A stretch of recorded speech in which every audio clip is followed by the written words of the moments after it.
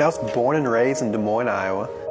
My parents were just so supportive and optimistic, and those really instilled those values into me, and being Christians and having that faith is also an instrumental part of my upbringing. Since Chris was a young boy, he's always been very involved in sports and very competitive. I played basketball, football, baseball, soccer, track. His favorite definitely was football. I loved the physicality of it. When I got the shoulder pads on and the helmet on, I turned into this aggressive individual. Norton with blockers out in front of him. He could go all the way. My sophomore year, I was able to start on the varsity team, and I think a big part of that was not being afraid when I played. So I thought, you know, why not just give football a try?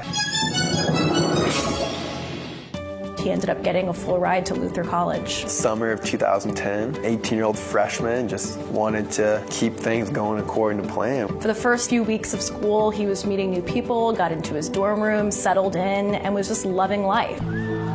The morning of October 16, 2010, it just felt like any other game. We started off slowly, got chewed out at halftime, and then that third quarter, we started mounting a comeback.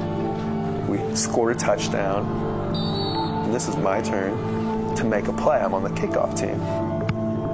You always get up and excited for that opportunity to make an impact. I'm sprinting downfield as hard as I can go. And I see the opening of where the ball carrier is going to come through, and I dive, and I mistime my jump just by a split second. My head collides right with his legs. Come on, Chris, get up. Let's go. And I'm trying to push off the ground, but nothing's working. I just felt like I was just ahead.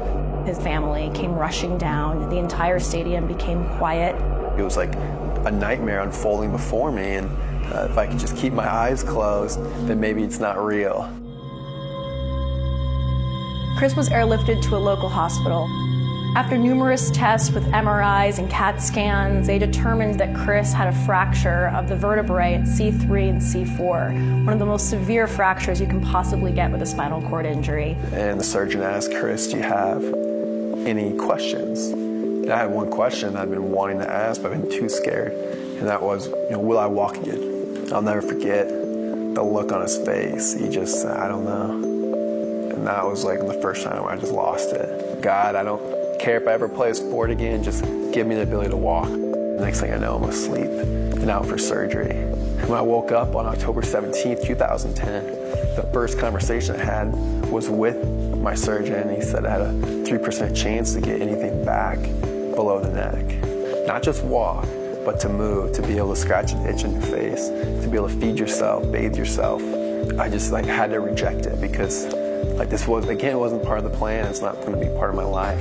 So I just need to do whatever it takes to be in that 3% and not end up like the 97%. Along with all the physical issues that Chris had going back to college, he really felt unlovable for quite a long time and just wondered what kind of woman would sign up for this. I didn't know who that person would be. That was always like a worry of mine, like, will I meet that girl? His friends encouraged him to do online dating. I made this online profile, never put much stock or emphasis on it. We started talking, he started talking to me, and I remember looking him up and found out more information about his story and everything. I'm very curious because he seemed so positive.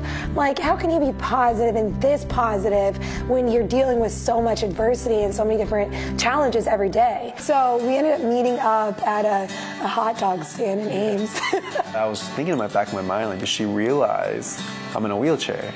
And then I see this girl walking across the street, heading right towards my direction. And I remember seeing her and being like, oh my goodness, she was just so beautiful. She was asking me all these hard-hitting questions, I was being interviewed.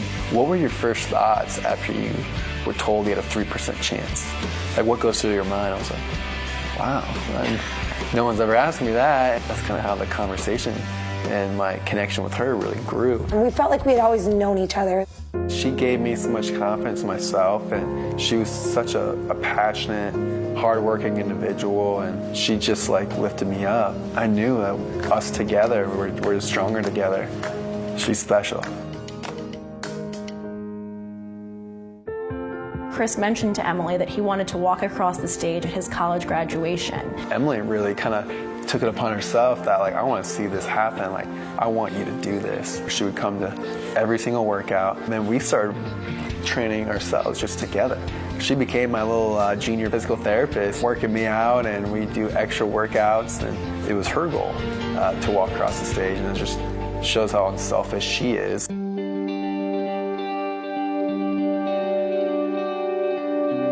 The day before the graduation, I've been planning to propose to Emily. And I've had all these different plans with a videographer, photographer. I'm gonna have her family there. Brought her in this restaurant. Like, oh yeah, we have a present for you out in the back room. For the rest of my life, I've been able to doubt my mind. You're the most amazing person I've ever met in my life. Will you please marry me and share the rest of my life? Surprised you pretty good. I would have never thought that he would put something like that in a weekend already, that there was just so much stress and worry and all those, like, the unknown of what was going to happen. I was very surprised. Love you. Love you. The morning of the graduation, we woke up about 4 a.m. just because to get my body awoke and ready. I really want to show people, like, how far I've come and that it's worth it to keep going and keep trying. Over a year ago, I set the goal to walk across the stage of graduation. Christopher Norton. As we're going across the stage, I'm so focused on my steps. Like, I'm gonna make sure I'm gonna execute each step. It's hard not to notice all the yells and the clapping and the energy in the room. It's like, what's going on? Like, why are people getting so excited about this? Finally, when we get to the end and I look out, everybody in that room was bawling, crying.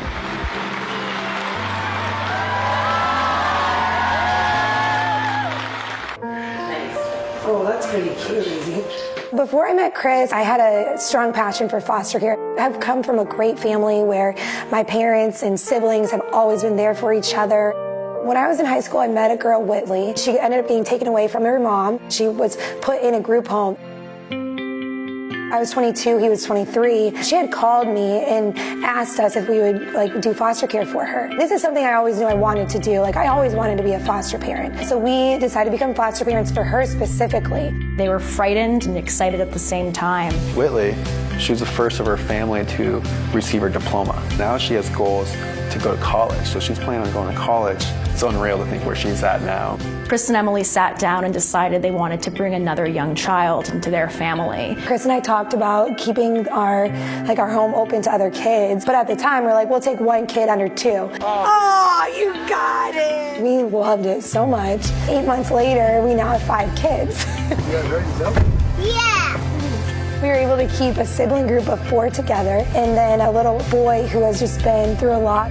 Now we're at the point where we've purchased a larger vehicle just to accept a larger placement of children. They decided now, because they were engaged, that their next goal would be having Chris and Emily walk down the aisle together after they're married. We had no idea how we were going to do it. And 10 months ago, when we first tried, he couldn't even take 1 step. He's like, put me in bed. I am over this. Like, just get me in bed. And then slowly but surely, like every night, like it would be one step, and then 2 steps, and then 3 steps. Kept working at it and training to make sure it happened. It was an ambitious goal. It was 7 yards, but once again they said, we're going to do this and we're going to do it together. A lot of people look at us and they say to me, like, oh, that's so sweet that Chris is walking you down the aisle. I'm not doing it for Emily, but doing it with Emily. And that together, I know we can make such a great impact with our passions, but also just to be an example. I think sometimes the world can seem dark and negative, and we want to just be that light in the world to show that life is awesome, and just don't give up on life. Just, lean on God, persevere, work hard, and just love on others.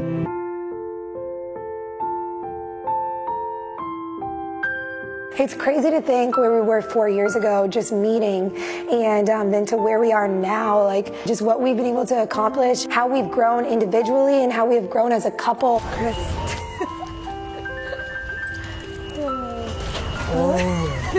Life is a roller coaster. Like, there's been a lot of moments that have been really hard, that we've struggled. Although you scare me with your ideas, I'm excited for our future and what lies ahead, even if it means taking on more than 5 kids. That was a joke. Don't take that seriously. I took it seriously. When we stick together, anything is possible and we just don't give up. The struggles you go through, you come out so much stronger because of those difficult things. I'm ready for those challenges and ready to bring them on. Yeah, right? Exactly.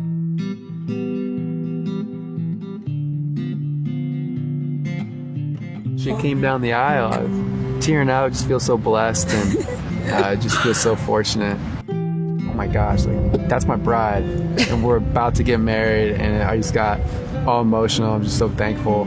From this day forward, for better or for worse. So beautiful with her dress and veil and earrings. Everything was just perfect. My Flowers. veil blowing everywhere. Yeah, I loved it. Based on the vows you have shared before God and these witnesses, by the authority committed to me as a representative of Jesus Christ and His church, I now pronounce you husband and wife. Chris, you may kiss your bride.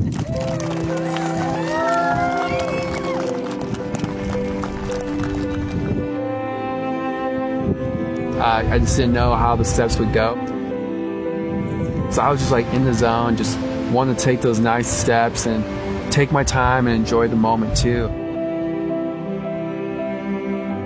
Just a couple steps were more difficult than others, but I was able to push through it and Just keep be able going. to do it. Just to go from not even being able to take a step to be able to really Walk 7 yards. smoothly walk 7 yards.